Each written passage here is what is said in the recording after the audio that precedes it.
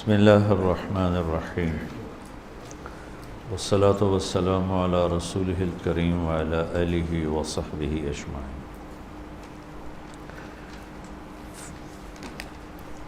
انسانوں کے پاس جو علم ہے، جو وہ 5 سینسر سے، جس کو حواس خمسہ کہتے ہیں، اس سے جو علم انسان حاصل کرتا ہے، اس سارے علم کو اللہ تعالیٰ ایک آیت میں یوں بیان کرتا ہے، قُلْ هَلْ عِنْدَكُمْ مِنْ عِلْمٍ فَتُخْرِجُوهُ لَنَا۔ کیا دعویٰ، کیا چیلنج میں کتنی طاقت سے بولا جا رہا ہے۔ قرآن کلام ہے، کتاب تو بعد میں بنا ہے، جب لکھا گیا تو کتاب بن گیا۔ اصل تو یہ اللہ کی ذات سے نکلا ہوا کلام ہے۔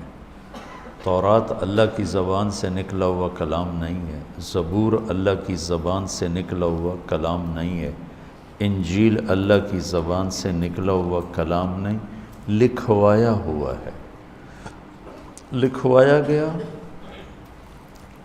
اتار دیا گیا۔ یہ اللہ کی زبان سے نکلا ہوا کلام۔ قُلْ هَلْ عِنْدَكُمْ مِنْ عِلْمٍ، آواز میں ایک گرج ہے، فَتُخْرِجُوهُ لَنَا۔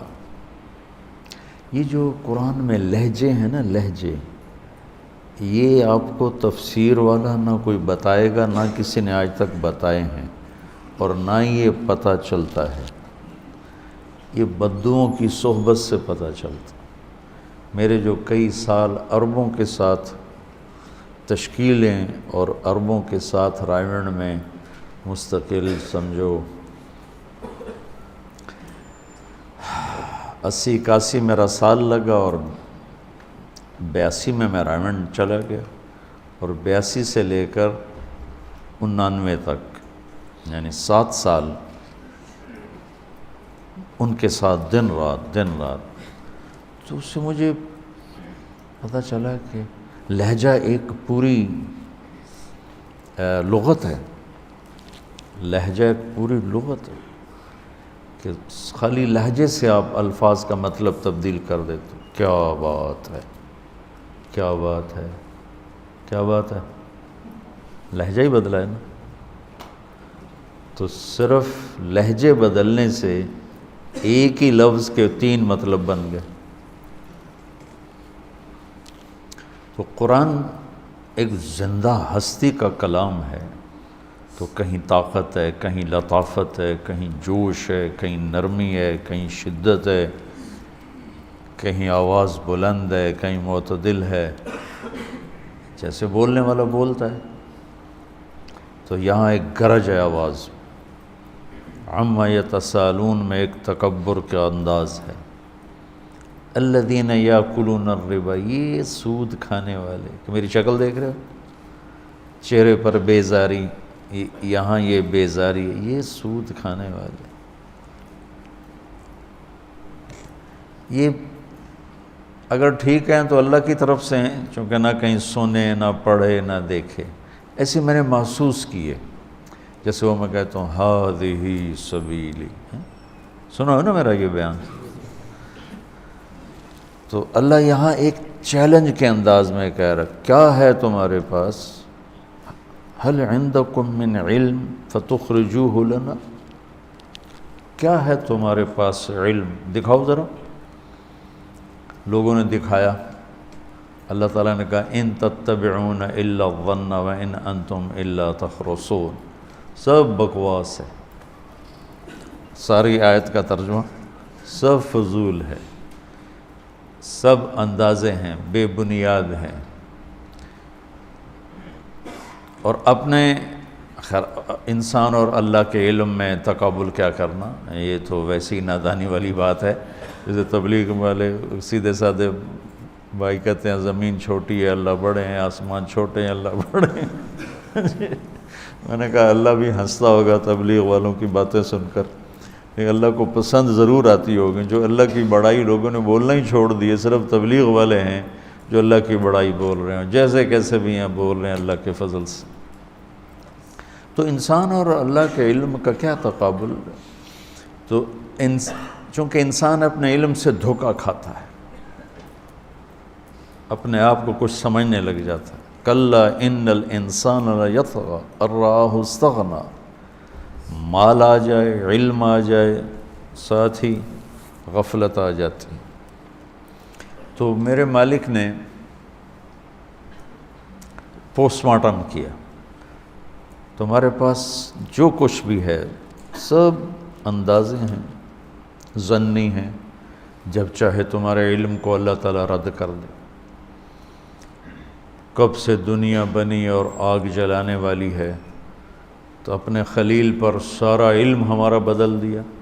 یا نار کونی بردن و سلاما، آگ آگ تھی، گرمی گرمی تھی، تپش تپش تھی، لکڑی جل رہی تھی، اور ابراہیم آرام سے بیٹھے ہوئے تھے۔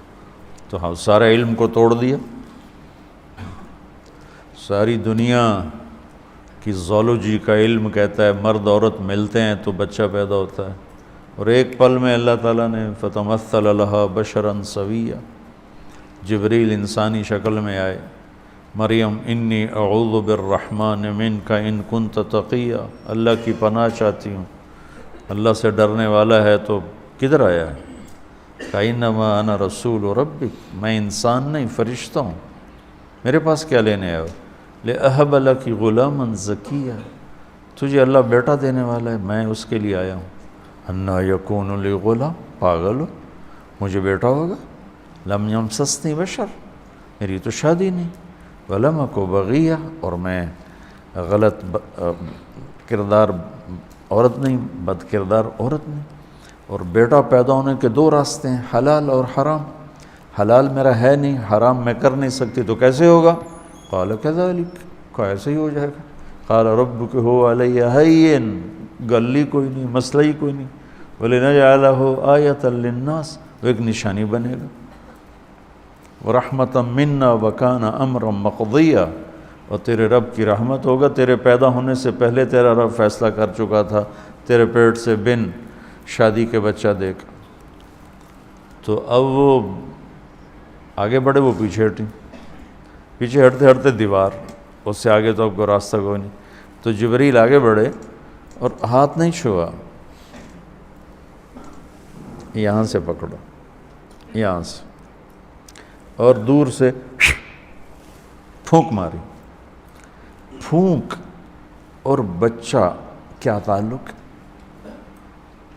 پھونک سے حمل نہیں ہوا، حمل ٹھہرا، پھر 9 مہینے چلا، پھر پیدا ہوا۔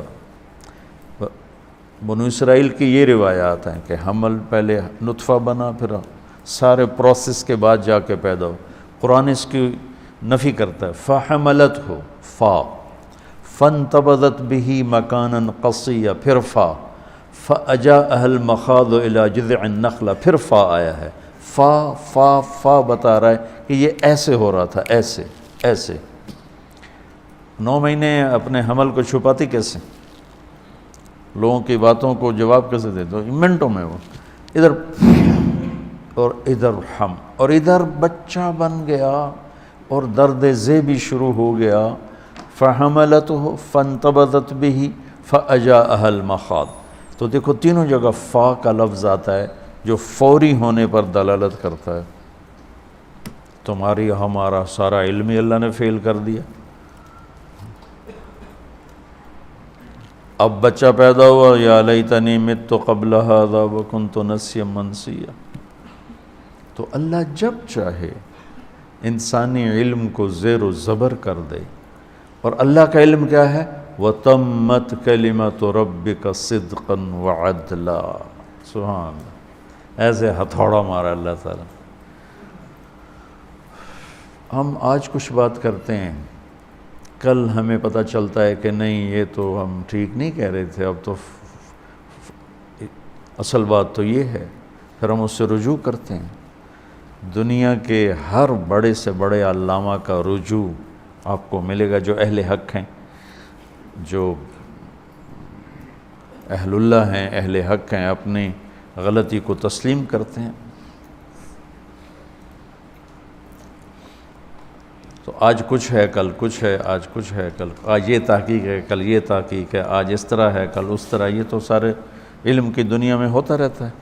تو میرے رب نے کہا تمت کلمت ربک صدقا وعدلا لا مبدل لکلماتہ، تیرے رب کے بول پورے ہو گئے۔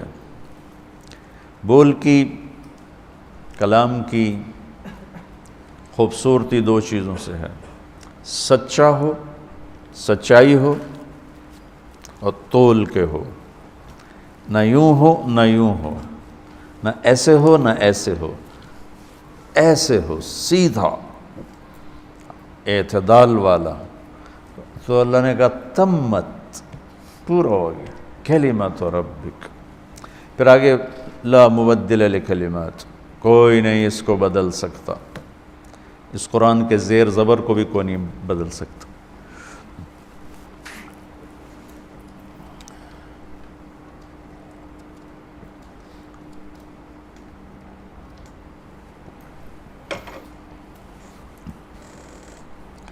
تو ہم اس قرآن کو تھوڑا تھوڑا روز، سارا تو نہیں بیان ہو سکتا، نہ ہی میں کوئی اتنا بڑا علامہ ہوں، جو تلاوت کے دوران چیزیں سامنے آتی ہیں وہ آپ بچوں کے سامنے بھی اور آپ کے ذریعے سے اور اس کیمرے کے ذریعے سے اپنے سارے بہن بھائیوں کے سامنے لانے کی کوشش کر رہا ہوں کہ صرف قرآن ہی ایسی چیز ہے جہاں سے جو روشنی ملتی ہے وہ کامل، مکمل، اکمل ہوتی ہے، اور اس کا جو نور ہے وہ میرے رب کا نور ہے، چونکہ یہ میرے رب کا کلام ہے۔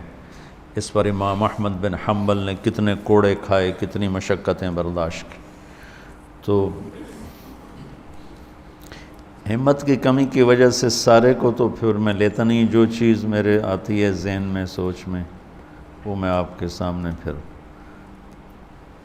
کل میں نے دوسرے پارے سے امت پنے کی بات کی تھی۔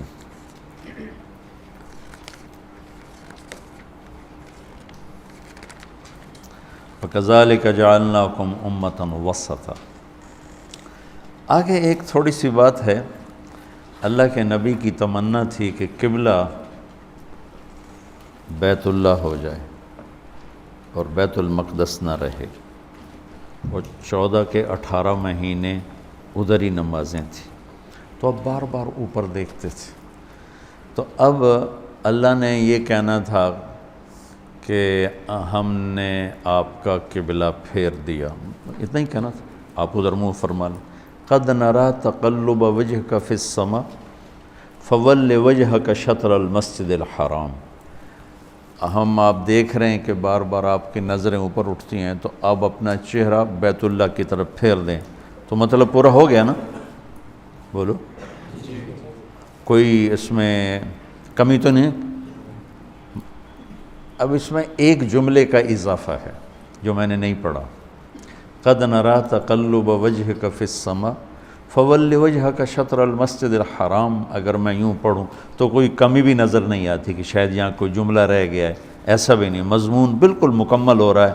ہم آپ کو دیکھتے ہیں، بار بار اوپر نظر اٹھتی ہے، تو آپ اپنا چہرہ ادھر کر لیجیے۔ اس میں ایک جملے کا اضافہ ہے شان رسالت کو بیان کرنے کی، وہ ہے فَلَنُوَلِّيَنَّكَ قِبْلَةً تَرْضَاهَا، ہم ضرور آپ کا رخ ادھر پھیریں گے جس پر کہ آپ راضی ہیں اور خوش ہو جائیں۔ بچوں، جس کا خالق اسے خوش کرنے کی کوشش کر رہا ہو، تو ہم امت اسے ناراض کریں تو کتنا بڑا ظلم ہوگا۔ وہ رب خالق ہو کر کہہ رہا ہے کہ میں نے آپ کو راضی کرنا ہے، وَلَسَوْفَ يُعْطِيكَ رَبُّكَ فَتَرْضَىٰ، اور یہاں کہہ رہا ہے کہ فَلَنُوَلِّيَنَّكَ قِبْلَةً تَرْضَاهَا، ہم آپ کا چہرہ پھیر دیں گے ادھر جدھر آپ خوش ہو جائیں گے۔ تو امت کو تو زیادہ ضروری تھا کہ وہ اپنے محبوب کو راضی کرتی، پر ہم نے سارے انداز ہی آپ کے خلاف اپنا لی۔ تو اس آیت میں شان رسالت بہت عظمت کے ساتھ سامنے آتی ہے کہ اللہ تعالیٰ خالق ہو کر، مالک ہو کر، معبود ہو کر سبحان الذی اسری بعبدہ، اللہ کہہ رہا ہے، بخلیلہ، برسولہ، بنبیہ، بحبیبہ، کوئی لفظ نہیں استعمال، بعبدہ، بڑی اونچی پرواز پہ لے جا رہے ہیں، تو اللہ تعالیٰ لفظ تواضع کا لا رہے ہیں کہ یہ میرا بندہ ہے، میرا غلام ہے، میں اس کا آقا ہوں۔ بلندیوں کا راستہ پستی سے طے ہوتا ہے، اوپر چڑھنا ہو تو جھک کے چلتے ہیں، اکڑ کے نہیں چلتے۔ ہاں جی، آکڑ کے ٹورو تو پیچھا ہی ڈھانا ہے کہ میں اتنے جا رہے ہیں اور نال ہی پیچھا جاوے گا، وہ یوں جانا پڑتا ہے، یوں جو این جاوے تو پیچھا ہی جاوے گا پھر۔ تو اس میں شان رسالت بہت خوبصورت بیان ہوئی ہے۔ اللہ کرے ہمیں اللہ اپنے محبوب کا عشق نصیب فرمائے۔ اور ہمارے ہاں عشق رسول کے عجیب عجیب انداز ہیں، چونکہ علم و باج کرے فقیری، کافر مرے دیوانہ ہو سلطان باہو، سہ سہ وریاں کرے عبادت کولو، اللہ تو رہے بیگانہ ہو۔ تو وہ کہتے ہیں کہ علم کے بغیر فقیری کرنے والا وہ تو کافر دیوانہ ہو کے مرے گا۔ تو میرے نبی وضو فرما رہے تھے اور صحابہ پانی نیچے سے لے رہے تھے، زمین پہ نہیں گرنے دے رہے تھے، وہ کوئی سینے پہ مل رہا ہے، کوئی پی رہا ہے، کوئی منہ۔ ہم نے فرمایا ما یحملکم علی ھذا، یہ آپ لوگ ایسا کیوں کر رہے ہو؟ تو انہوں نے کہا جو حبا للہ ورسولہ، اللہ اس کے رسول کی محبت میں کر رہے ہیں۔ تو آپ نے فرمایا میں بتاتا ہوں محبت کیا ہے، اب اللہ کے نبی کی سن لو کہ محبت کہتے کسی ہیں، کون ہے محبت کرنے والا؟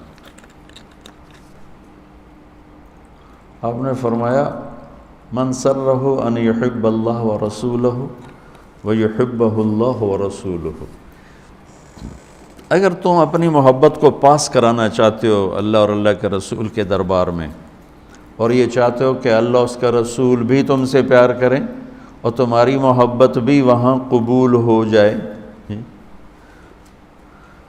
تو پھر کیا کرنا ہوگا کہ فَلْيَصْدُقِ الْحَدِيثَ إِذَا حَدَّثَ، ہمیشہ سچ بولنا ہوگا، جھوٹ نہیں بولنا، سچ بولنا ہوگا، جھوٹ نہیں بولنا، سچ بولنا ہوگا، جھوٹ نہیں۔ عشق رسول کی نشانی کیا ہے؟ سچائی، اور کہنے والے کون ہیں؟ خود میرے نبی۔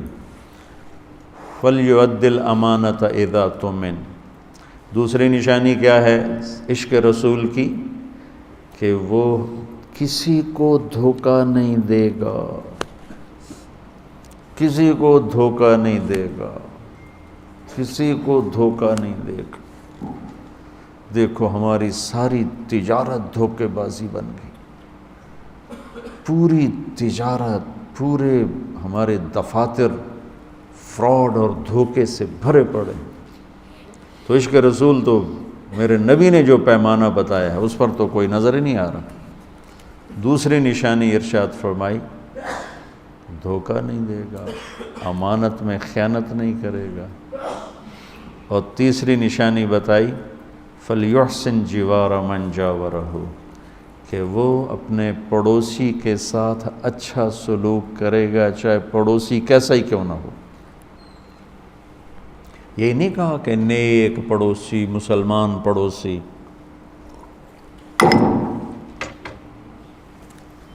ہمارا عجیب سلسلہ ہو گیا، یہ بہت گندا بندہ ہے، اس کو نہیں ملنا۔ تو انبیاء کس لیے آتے تھے؟ نبی کس لیے آتے تھے؟ تو میرے نبی نے فرمایا کہ تیسری نشانی عشق رسول کی یہ ہے کہ سچ بولنا ہوگا۔ تو اس میں قد نرى تقلب وجهك في السماء فلنولينك قبلة ترضاها فول وجهك شطر المسجد الحرام وحيثما كنتم فولوا وجوهكم شطرا، یہ وہ مسجد قبلتین ہے۔ عجب واقعہ ہے، اللہ کی طرف سے امتحان بھی تھا کہ عین نماز میں آیت اتری، بھی چلو نماز سے پہلے اتر جاتی۔ اب وہاں گئے ہوئے تھے، برا بن معرور بہت بڑے صحابی ہیں، یہ کبھی ہجرت کا سفر سنایا تو اس میں ان کا بڑا کردار ہے، برا بن معرور۔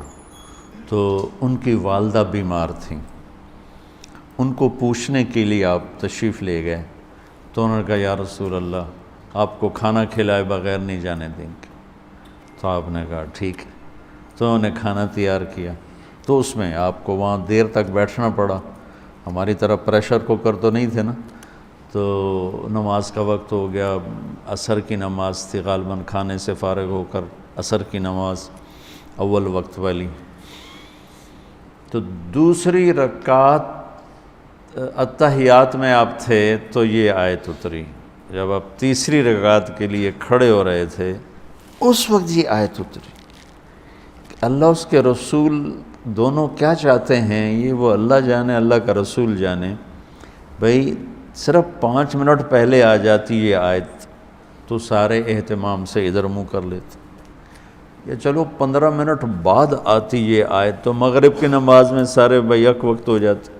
آپ ادھر منہ کر کے نماز پڑھا رہے ہیں، اور تیسری رکعت میں کھڑے ہوئے تو ایک دم مڑے اور مجمع کو چیرتے ہوئے نمازیوں میں افراتفری مچ گئی، یہ کیا ہوگا یہ کیا ہوگا؟ تو آپ نے ادھر والی دیوار کے ساتھ جا کے کھڑے ہو گئے۔ اور صحابہ کے بھی ایمان کا امتحان تھا کہ کتنا نبی کی بات پہ لبے، سب نے یوں منہ موڑا ایک دم، کسی نے نماز نہیں توڑی۔ یہ کیا ہوا یہ کیا ہوا؟ ورنہ ایسے موقع پر آدمی نماز توڑ دے، کیا ہوا؟ ایک دم سب ایسے ہوئے، اور آپ کے پیچھے باقی 2 رکعت نماز ادا کی۔ اس کو مسجد قبلتین کہتے ہیں، جو اب بھی موجود ہے۔ اب حکومت نے بہت خوبصورت بنا دی ہے، بہت بڑی بنا دی۔ تو اللہ کے نبی کو اتنی جلدی تھی کہ آپ نے باقی 2 رکعت میں انتظار نہیں کیا کہ چلو یہ تو بھی ادھر ہی پڑھا دوں اور مغرب کی وہاں سے شروع کروں گا۔ فوراً اس سے ایک یہ بات نکلتی ہے کہ جب اللہ کا امر آئے تو اپنی سستی کی وجہ سے اس میں دیر نہیں کرنی چاہیے۔